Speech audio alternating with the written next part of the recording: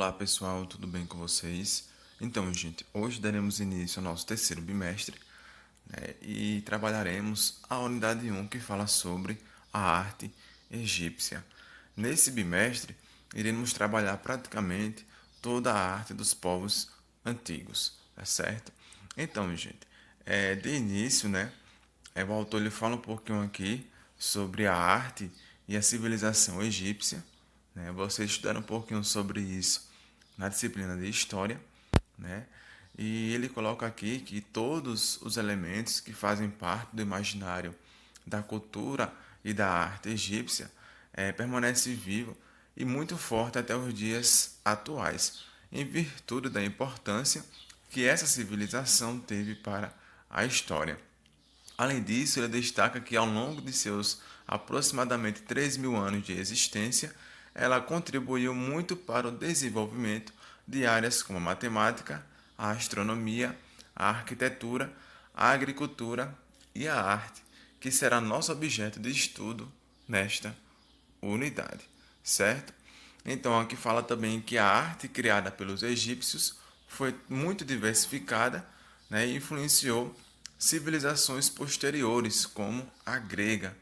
E nesta unidade estudaremos a arte egípcia e entenderemos como ela estava totalmente ligada ao funcionamento e às crenças dessa civilização. Estavam muito ligadas, portanto, às coisas ligadas à subjetividade, né? À imaginação, certo?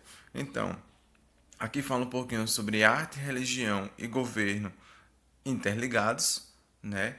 Pois vocês viram que a principal figura política do Egito era o faraó e ele também era considerado um deus, certo?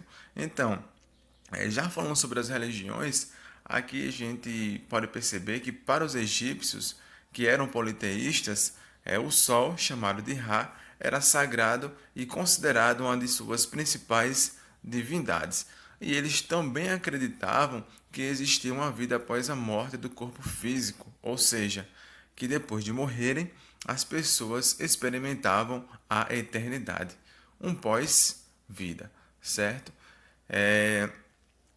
Aqui ele fala um pouquinho mais sobre essas crenças religiosas e as hierarquias sociais, né, do Antigo Egito e coloca também que a arte foi totalmente desenvolvida a partir da religiosidade e da política, certo? Então, tudo que hoje chamamos de arte egípcia tinha uma utilidade, e nesse caso, de manutenção da vida, né? Pois estava ligada à imagem do corpo de quem morreu, certo? Por isso, pessoal, esse corpo, né, era imortalizado em forma de escultura e pintura, como uma maneira de se conservar sua imagem. E na concepção, na visão dos egípcios, tais peças vinculadas a um caráter religioso garantiam a sobrevivência da pessoa após a morte de seu corpo físico. Aqui fala também que os artistas egípcios não se preocupavam com padrões de beleza, mas com a fidelidade de sua obra à aparência física das pessoas retratadas. Então, era necessário, né, que os mortos estivessem representados da maneira como eram em vida, certo? Então, além disso, as produções do Egito Antigo, que hoje chamamos de artísticas, não eram criadas para serem vistas pelos vivos, mas por aqueles que já haviam morrido. Então, eles eram muito supersticiosos, né, com relação aí à vida após a morte, né? Elas, né, eram feitas para decorar os túmulos dos mortos, a fim de que a passagem deles para a pós-vida fosse facilitada por elementos familiares representados, né, com o lugar onde viveram, os alimentos que gostavam, seus costumes, entre outros. Por essa razão, a arte egípcia é considerada uma arte tumular, voltada à eternidade. Tá bom, gente? Então, aqui fala um pouquinho mais sobre a arte egípcia, destacando os principais princípios dela, certo? Então, essa arte, gente, era caracterizada por rígidas regras de proporção e fórmulas fixas, e seus princípios, assim como os religiosos, não podiam ser mudados, certo? E desse modo, os artistas não tinham liberdade para desenvolver estilos próprios, pois esses estilos estavam totalmente ligados à religião e à política, né? Já eram pré-determinados ou pré-estabelecidos. Então, essa rigidez foi responsável, portanto, pelo fato de a arte não apresentar grandes modificações ao longo dos 3.000 anos de existência da civilização egípcia. Aqui fala um pouquinho sobre o valor do artesão, que seriam os profissionais, né, os artistas, tá bom? Então, atualmente, chamamos os profissionais do Egito Antigo de artistas. Contudo, vale lembrar que no tempo em que exerceram seu trabalho, eles não eram denominados assim, pois estavam associados a trabalhos manuais. E na antiguidade, o trabalho manual não era visto como algo superior. Por isso que eles eram chamados de artesãos, certo? Então, aqui fala um pouquinho mais sobre alguns princípios da arte egípcia, né? O primeiro deles é a preferência pelo ângulo de maior visibilidade, pois em suas representações artísticas, os egípcios combinavam a visão frontal com a de perfil, certo, gente? Então aqui tem uma pintura, né, que mostra a preferência pelo uso do princípio do ângulo de maior visibilidade para representar a figura humana. Então note, né, nessa imagem aí, que os olhos e o tronco foram retratados de frente e o restante de perfil, certo? Então, em outras palavras, né, podemos dizer que a representação de cada parte da imagem era feita do ângulo que proporcionava maior visibilidade a quem olha, né, a quem aprecia a obra de arte. Portanto, na arte egípcia, o rosto como um todo, né, os braços, as mãos, as pernas e os pés eram representados de perfil, como eu já falei anteriormente. Já os olhos, como vocês puderam verificar aqui na figura, as orelhas e o tronco de frente, certo? Já na escultura, no entanto, esse princípio era pouco diferente, né? A peça era pensada para ser vista de um único ângulo de visão, diferentemente do que se produzia na arte grega, como veremos posteriormente. Então, essa escolha, pessoal, ela dava a possibilidade, né, da escultura ser vista sem a necessidade de ser contornada, certo? Por esse motivo, a cultura do Egito, né, ela foi chamada de bidimensional, mas de forma errada, certo? Então, aqui fala também sobre a geometrização das formas, né, que a maneira como os elementos eram representados basicamente obedecia mais a uma norma geométrica que as formas encontradas na realidade, como vocês podem verificar aqui embaixo, como se fossem de perfil também, certo? E não combinavam muito, certo, com os elementos próximos das figuras humanas, né? Não estavam muito voltados à realidade, certo? Até porque havia essa aproximação aí de figuras geométricas. Então, na figura humana, né, à esquerda, vocês podem verificar que os braços e as pernas se assemelham a cilindros, ao passo que a cabeça se aproxima de uma esfera, tá bom? Há também a diferenciação de cores, certo? Na pintura, a cor da pele dos homens era mais escura que a cor escolhida para representar o tom da pele das mulheres. Então havia essa diferenciação de cores apenas para destacar, né, o homem da mulher, certo? Aqui fala um pouquinho mais sobre as produções artísticas e arquitetônicas no Egito Antigo, né, que surgiram ao longo do Antigo Império e do Novo Império, certo, gente?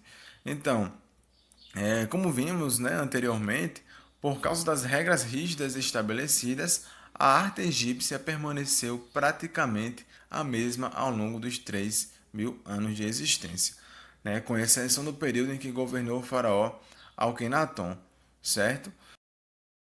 Aí surgia aí a arte canônica, certo? Que segue, né, um conjunto de regras rígidas chamado de cânone, tá bom? Então, aqui fala um pouquinho sobre esse período do Antigo Império, que fez surgir as primeiras pirâmides, certo? E a mais antiga é denominada Saqqara, né, que foi construída por volta de 2.750 anos antes de Cristo, em forma de escada. Como vocês podem verificar aqui ao lado, tem a pirâmide de Quéops, né, no Egito, que foi o maior monumento arquitetônico feito pela humanidade até a construção da Torre Eiffel, em Paris. Certo, gente? Então, porém, outras pirâmides foram descobertas, né, bem depois. Certo? Então, outro símbolo do antigo império, né, é a esfinge, que é um monumento com corpo de leão e rosto humano. Então, o rosto da esfinge aí é atribuído ao faraó Quefren, certo? Para os egípcios, a esfinge reunia a força animal e a sabedoria faraônica e era o espírito protetor das três pirâmides de Gizé. Então, entre seus braços há um templo, tá certo? Então observa aí que essas esfinges também eram enormes, certo? E era a guardiã do complexo de pirâmides de Gizé, que fica no Egito. Tá certo, gente? Aqui fala um pouquinho também sobre as construções de mais pirâmides durante o Novo Império, certo? Ele coloca aqui também que durante o Novo Império, o elemento arquitetônico mais importante eram as colunas, né, construídas em abundância nos templos, onde os fiéis faziam procissões para chegar ao local do culto. Além das colunas, obeliscos, né, cuja ponta, feita de outra, captava a luz solar e irradiava na terra conforme a crença egípcia. Ele basicamente aqui faz um apanhado sobre as obras arquitetônicas do Antigo Egito, destacando, portanto, as principais características dela, tá certo? Então, aqui ele destaca também os hieroglíficos, né, que era a escrita sagrada dos egípcios, né, que vocês viram também na disciplina de arte, né? Então, o hieróglifo, né, que em grego significa escrita sagrada, é a unidade do sistema de escrita do Egito antigo, assim como as letras são unidades de nosso sistema alfabético. Então, aqui fala um pouquinho mais, né, de quando ela foi descoberta, certo?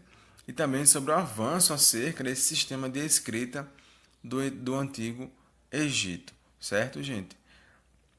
Aqui embaixo fala um pouquinho mais sobre algumas esculturas, né? E ele coloca que a decoração de alguns templos fugia, né, dos padrões da época e incluía até cenas de expedição naval, certo? Mais embaixo ele também destaca a questão da religião voltada aí às esculturas, certo?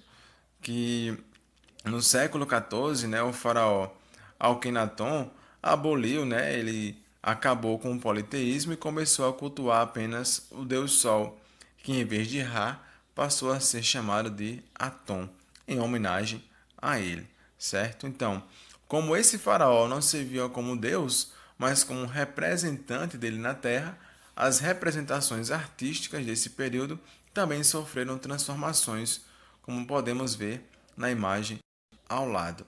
Então, a religião deixou de ser politeísta, né, para ser monoteísta, né? Pois esse faraó aí ele se achava, né, representante de Deus na Terra, tá bom? Então, aqui fala um pouquinho mais que, no entanto, né, com a subida do filho de Alquenaton ao poder, Tutankhamon, o politeísmo foi restabelecido no Egito, assim como os antigos cânones da arte. Aqui ele fala um pouquinho mais sobre os templos de Ramsés, que também foi um dos principais faraós do Antigo Egito.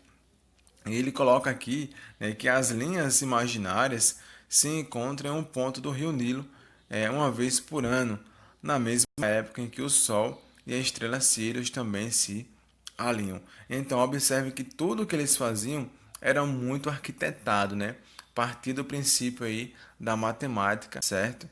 É, Então, gente, é basicamente isso, certo? Na próxima aula nós daremos continuidade e falaremos um pouco sobre a arte grega e o período, né, arcaico no qual se desenvolveu principais artes do mundo antigo, certo? Então, gente, até a próxima. Tchau.